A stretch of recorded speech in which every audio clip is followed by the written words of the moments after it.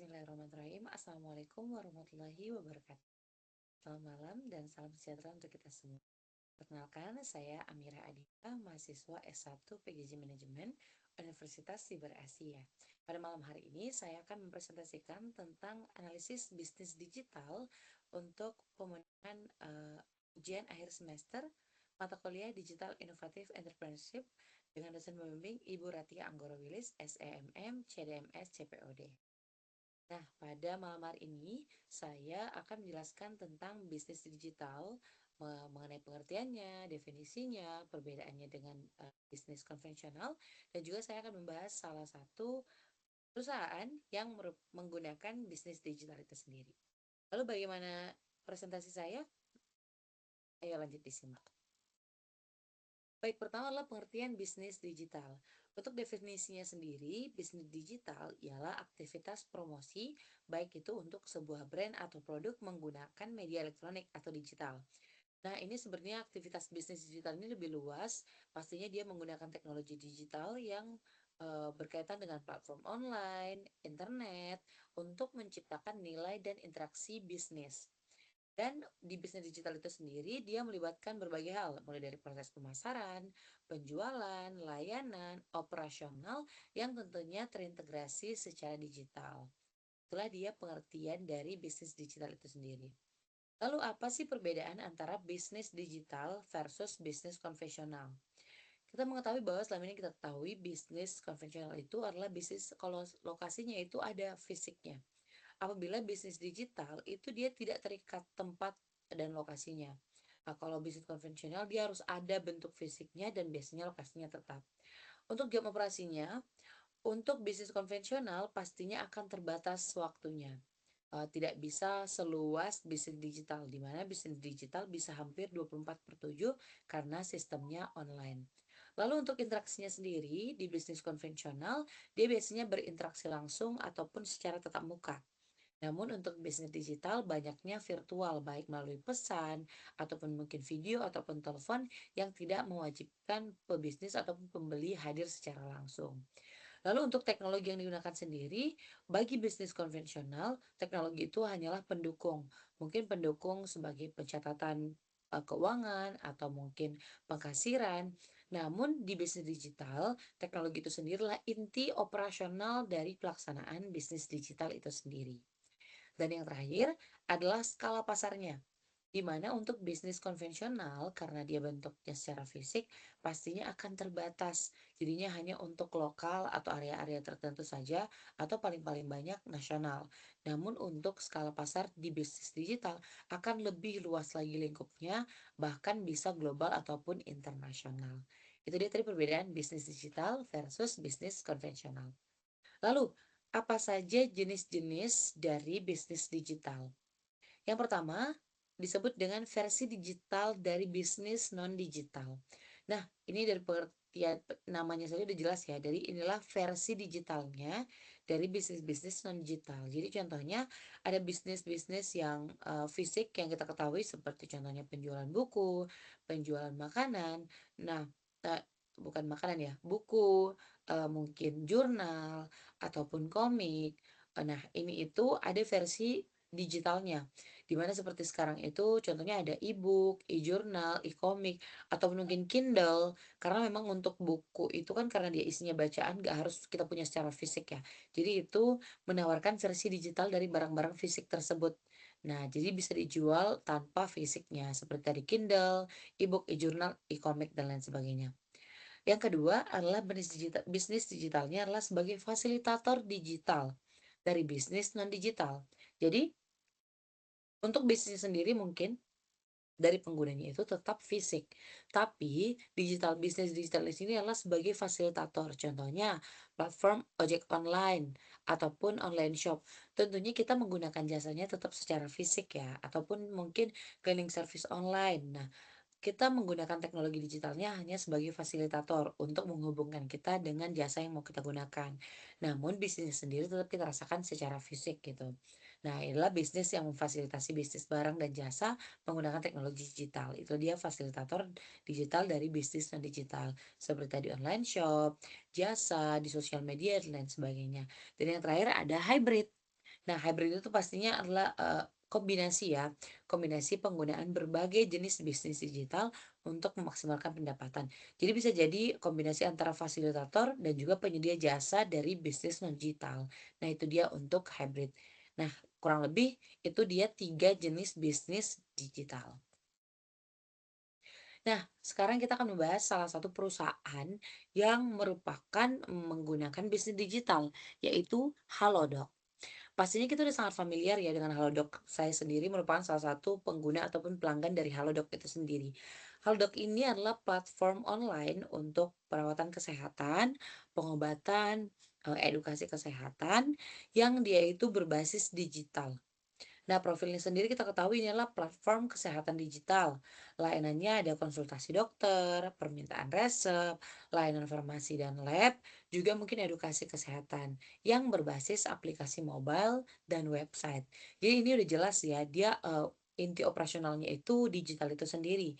Jadi kurang lebih Halodoc ini memang bisnis digital yang saat ini menghadirkan bisnis non digital di mana biasanya kita menggunakan perawatan ke dokter itu harus secara fisik gitu. Padahal mungkin bisa diperiksa dari diagnosa-diagnosa. Nah, Halodoc ini merupakan salah satu platform atau bisnis digital yang memfasilitasi itu melalui online untuk kita semua.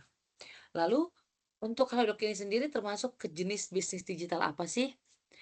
Nah, ini termasuk fasilitator digital dari bisnis non digital dan juga sebenarnya termasuk menghadirkan bisnis digital non-digital menjadi bisnis digital ya, tapi utamanya lebih ke fasilitator, di mana dia memfasilitasi interaksi antara pasien dengan dokter atau pemberi layanan kesehatan.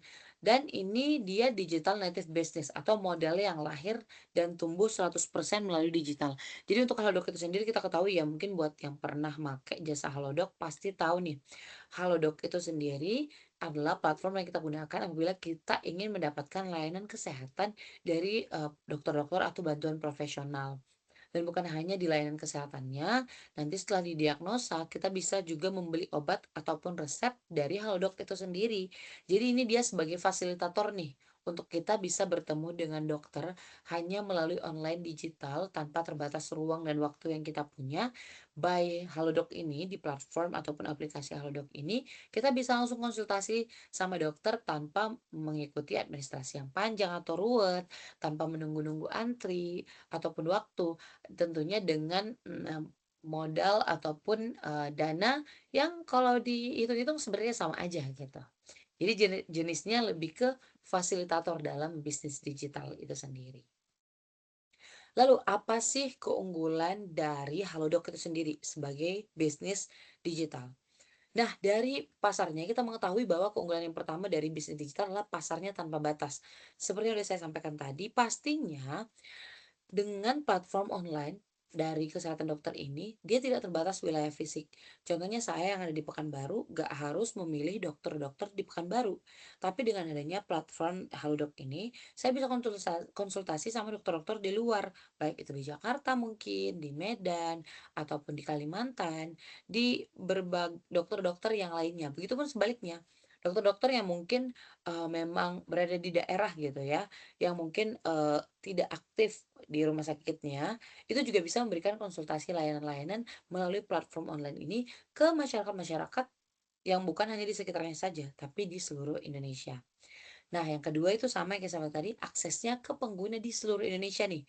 Untuk Halodoc itu sendiri especially dia adalah lokal ya.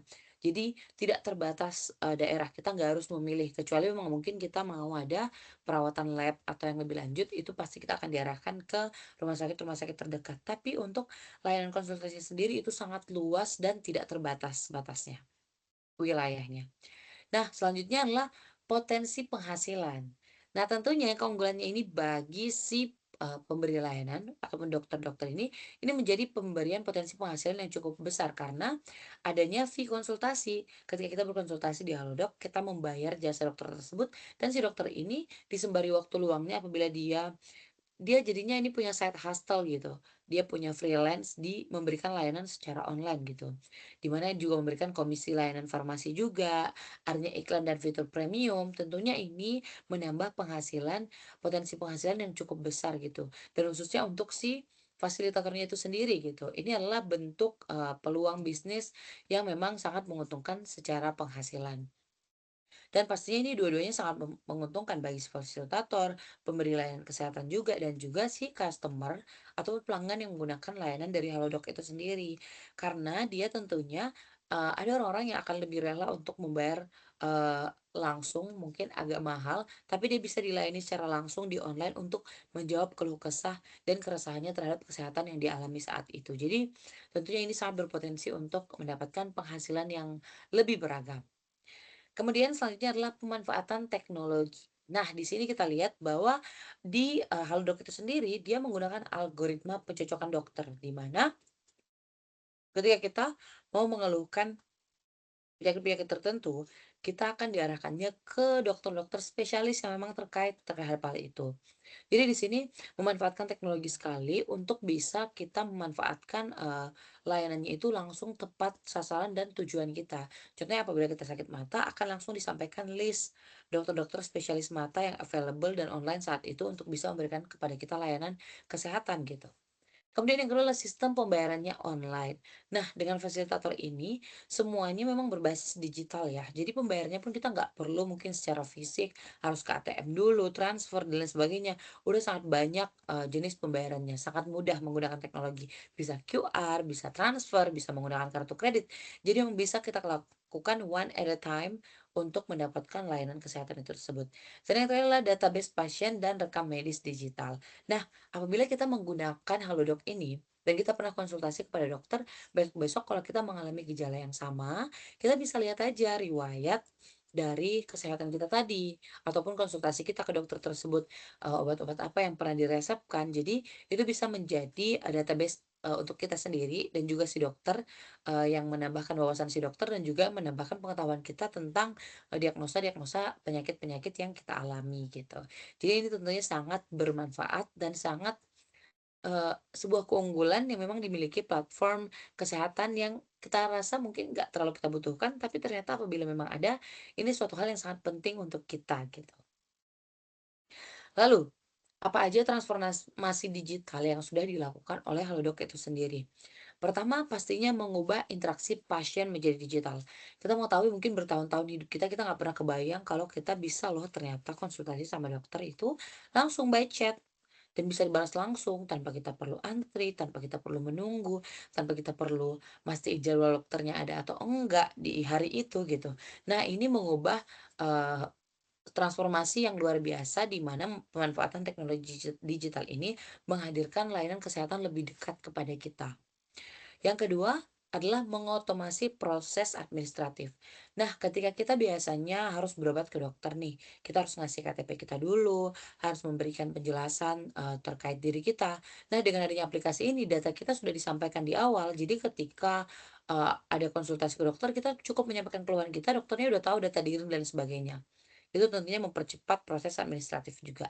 Dan yang ketiga, interaksi digital dengan layanan kesehatan fisik. Jadi ini juga bisa berkaitan ya seperti yang tadi apabila dokternya menyarankan obat, kita juga diarahkan untuk membeli obat di platform, lain dan itu bisa diantar langsung ke rumah kita. Jadi ini interaksinya mungkin bisa, untuk layanan kesehatannya bisa digital, namun apabila memang kita membutuhkan, ke interaksi-interaksi fisik ataupun layanan kesehatan fisik, kita bisa diarahkan gitu, difasilitasi untuk mungkin punya janji temu dengan dokter spesialis di daerah sekitar kita, atau lab di rumah sakit sekitar kita, ataupun mungkin mendapatkan resep ataupun, obat dari apotek terdekat. Jadi itu merupakan transformasi digital yang sangat luar biasa yang dapat kita rasakan. Kemudian rekomendasi apa saja yang saya rasa masih bisa nih ditingkatkan oleh Halodoc supaya bisa, lebih optimal lagi. Yang pertama, layanan kesehatan wearable atau telemonitoring. Ini lebih ke contohnya dengan ada teknologi yang sekarang bisa nggak sih harusnya layanan kesehatannya bukan cuman by web kesehatan, tapi juga bisa by scanning mungkin menggunakan kamera kita atau apa yang dia mempermudah diagnosa penyakit yang kita alami. Yang kedua, partnership dengan rumah sakit untuk rawat lanjut. Sejauh ini biasanya yang ada masih rekomendasi rumah sakit terdekat. Jadi apabila kita membutuhkan perawatan yang lebih intensif, itu masih terbatas gitu. Nah, saran saya, apabila Halodoc dapat mengakomodir untuk bisa partnership dengan rumah sakit mungkin dimulai dari rumah sakit di kota-kota besar dulu ya, untuk bisa mendapatkan kesehatan rawat lanjut nih dari hasil diskusi ataupun konsultasi tadi. Kemudian adanya layanan kesehatan wearable monitoring, ini sebenarnya double ya. Dan yang ketiga itu maksudnya adalah edukasi kesehatan interaktif, di mana di sini kita mengharapkan bukan hanya, kan banyak tuh biasanya website-website ataupun, ilmu-ilmu edukasi di web dari Halodoc itu sendiri. Akan alangkah menariknya kalau memang dikasih juga edukasi kesehatan yang interaktif gitu. Mungkin terakhir sebelum menutup sesi konsultasi dengan dokternya, kita itu apabila memang bukan penyakit yang urgent ya, bisa dikasih kuis-kuis interaktif untuk menambahkan wawasan kita terkait edukasi kesehatan. Nah, itu dia 3 rekomendasi yang menurut saya penting dan perlu untuk bisa dikembangkan sama Halodoc itu sendiri. Nah, simpulannya adalah bisnis digital is something. Di mana kita ketahui bahwa dari bisnis Halodoc ini sendiri, itu bisnis digital sangat membuka peluang besar di era modern ini. Seperti kasus Halodoc, ini menunjukkan bagaimana digitalisasi dapat meningkatkan akses, skala, dan pendapatan bisnis, khususnya dalam dunia kesehatan dan juga hal lainnya, apabila kita bisa mengoptimalkannya menjadi sebuah bisnis digital. Baik, mungkin sekian itu saja presentasi saya terkait digital innovative entrepreneurship terkait bisnis digital. Dalam hal ini adalah perusahaan Halodoc. Kurang lebihnya saya mohon maaf. Wabillahi taufiq walhidayah. Wassalamualaikum warahmatullahi wabarakatuh. Terima kasih.